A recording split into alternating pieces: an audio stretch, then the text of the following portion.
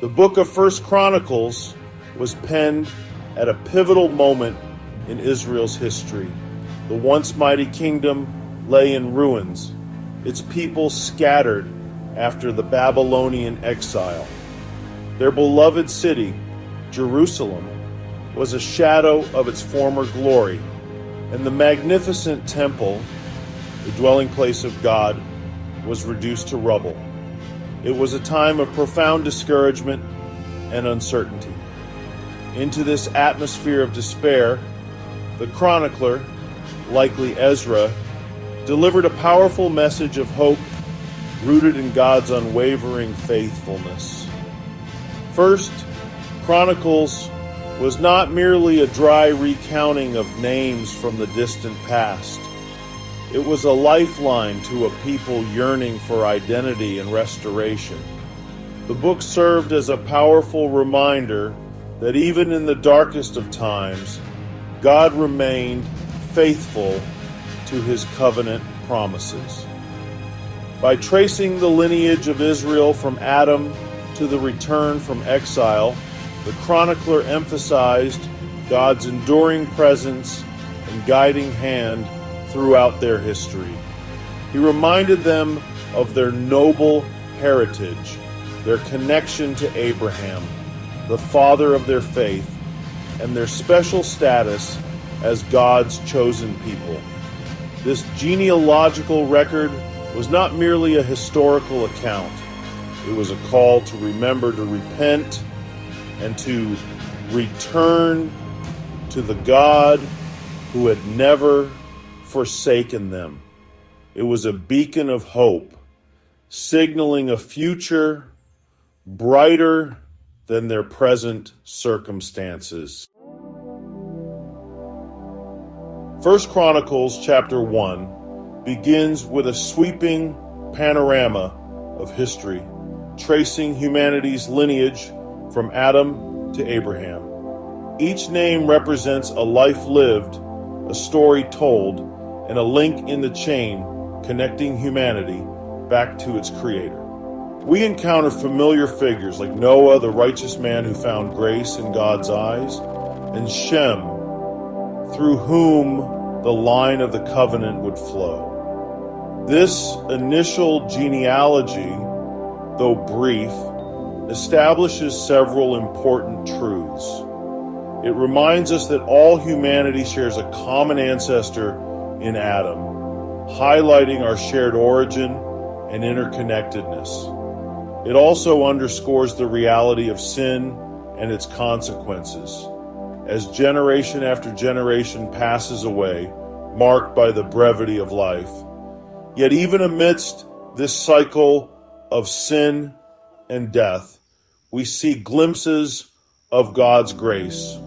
The genealogy is punctuated by individuals like Enoch, who walked with God, and Noah, who found favor in the eyes of the Lord. These figures serve as reminders that even in a fallen world, God is always at work, seeking those who will walk faithfully with him. The genealogy then narrows its focus to Abraham, the father of the Jewish nation. We are introduced to his descendants, including Isaac, the child of promise, and Ishmael, from whom the Arab nations descended. The inclusion of Ishmael serves as a reminder that God's plan encompasses all people, even those outside the immediate covenant line. The narrative then follows the lineage through Isaac's sons, Esau and Jacob. This is a pivotal point in the genealogy, as it marks the selection of Jacob, later renamed Israel, as the heir of the covenant promises. Through Jacob's 12 sons, the 12 tribes of Israel would emerge, forming the foundation of a nation set apart for God's purposes. The division among Abraham's descendants, evident in the separation of Ishmael's line and the rivalry between Jacob and Esau, foreshadows the future divisions within Israel itself. However, the chronicler's emphasis on the common ancestry of these groups serves as a subtle reminder of their shared heritage and the potential for unity despite their differences. Through Judah's line, the path to kingship and covenant is revealed. As the genealogy progresses, the focus tightens further, honing in on the tribe of Judah. It is through Judah's line that King David, the greatest king of Israel, would emerge. David's reign marked a high point in Israel's history, a time of unprecedented prosperity, military might, and spiritual vibrancy. The meticulous listing of names leading to David underscores the importance of this lineage. It highlights God's sovereign choice in selecting David, a man after God's own heart, to rule his people. It is through David's line that the ultimate king, Jesus Christ, the Messiah, would come, fulfilling the promises made to Abraham and establishing an eternal kingdom. The chronicler's emphasis on Judah's lineage serves as a reminder that God's plans are not thwarted by human weakness or failure.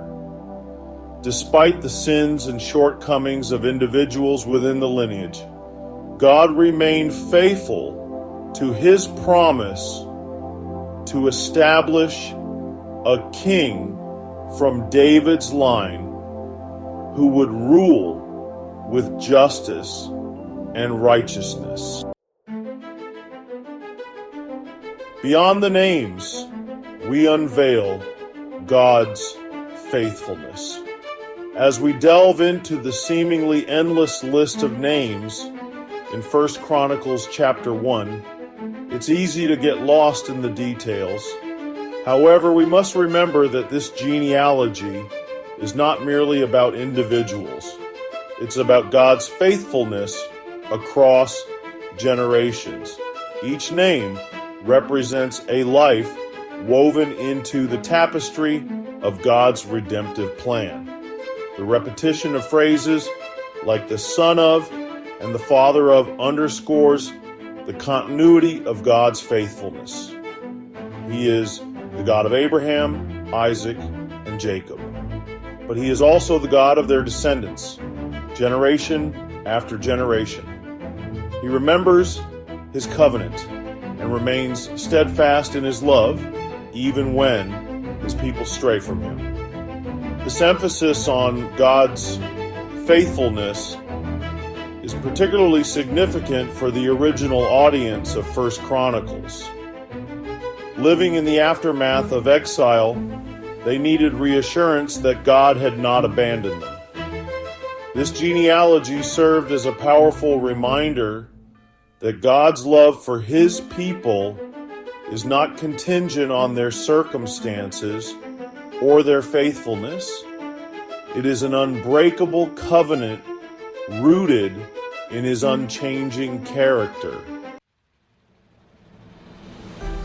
Our place in the story is about inheriting a spiritual legacy. While a genealogy in 1 Chronicles chapter 1 focuses on the nation of Israel, its message transcends cultural and ethnic boundaries. As Christians, we recognize that we are grafted into this lineage through our faith in Jesus Christ. We become heirs of the covenant promises made to Abraham and inheritors of a rich spiritual heritage.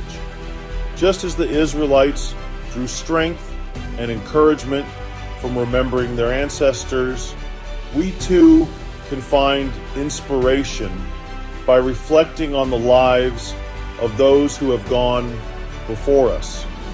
We are surrounded by a great cloud of witnesses who encourage us to run our race with endurance, fixing our eyes on Jesus, the author and perfecter of our faith.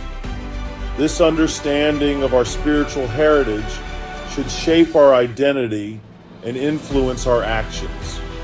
We are no longer defined by our ethnicity, social status, or past mistakes, but by our relationship with God through Christ.